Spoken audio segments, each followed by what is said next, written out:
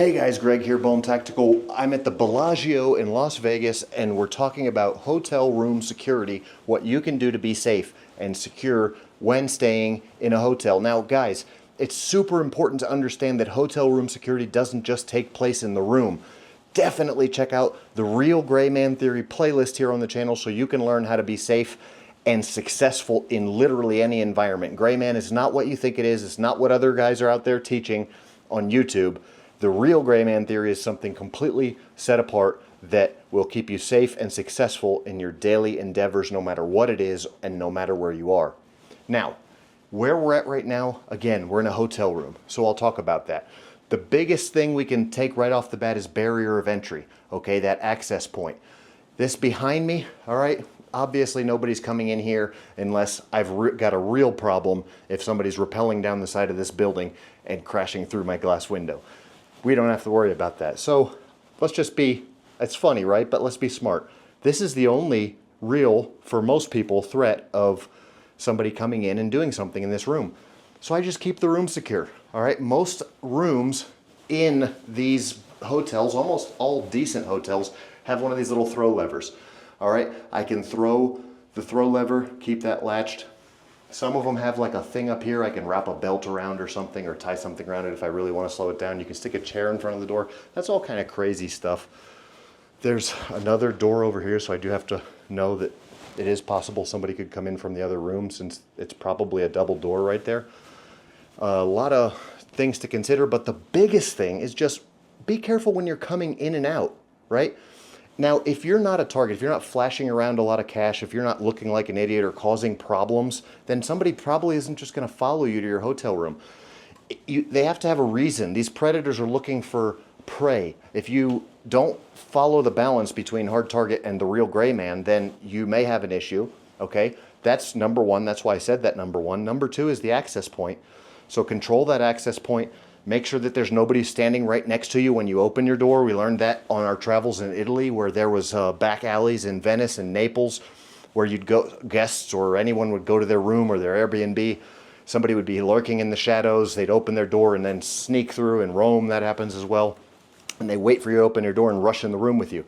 Here in this hotel, security is incredible, but there's supposedly no cameras in the rooms or even on the hallway. The last camera is the elevator.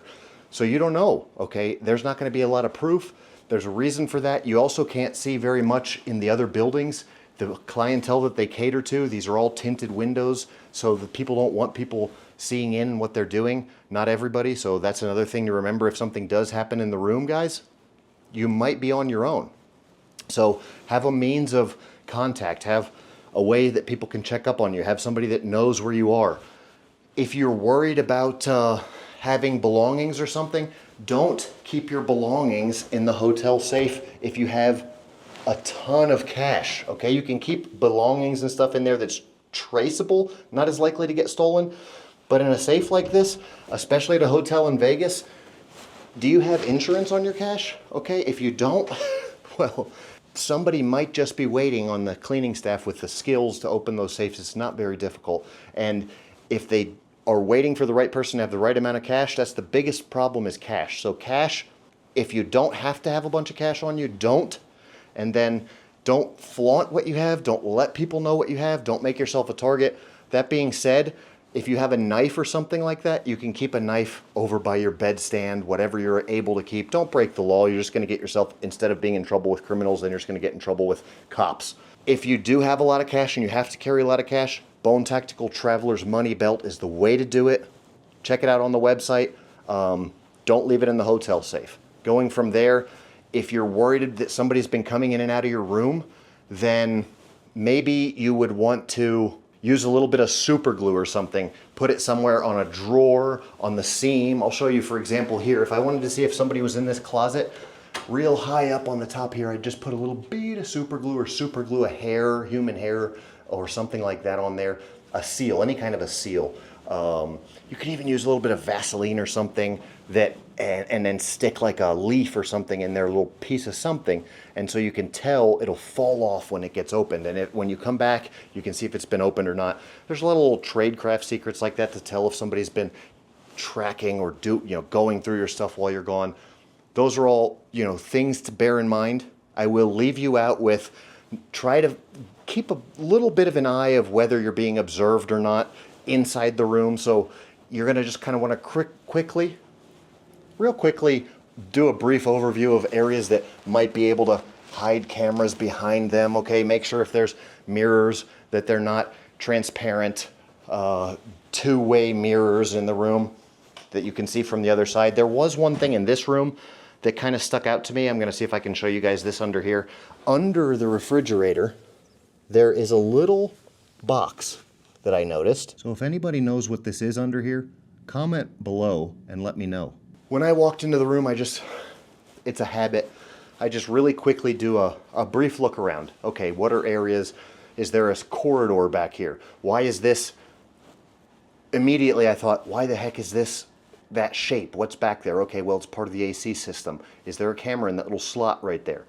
Okay, look, just really quickly thought about the architecture and the layouts. Why is there a big gap beneath what's the fridge and everything else is sealed out down there? So I just kind of looked down and I was like, I wonder what that little box is. It appears to me to be a receiver for something, maybe like a remote control, but I don't know what it is.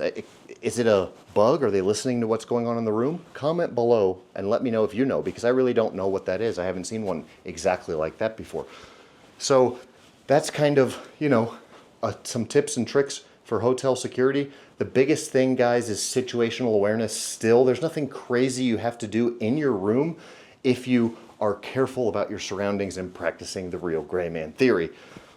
Leaving you with a final tip, don't buy anything from the minibar guys in any of these hotels. It just doesn't make sense.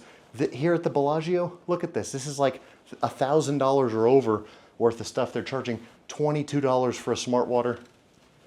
Is that crazy or is it just me? So I even had a DoorDasher deliver me some water, okay? And ended up paying, like, with the tip and everything, like $7 a bottle for basically the same water they would have charged me $22 a bottle for. So while utilizing hotel room security and being smart about it, another thing that you can do is be smart about your finances and, be frugal about life in general so you can get the best out of your trip wherever you're going. Be safe out there. Thanks for watching. Bone out.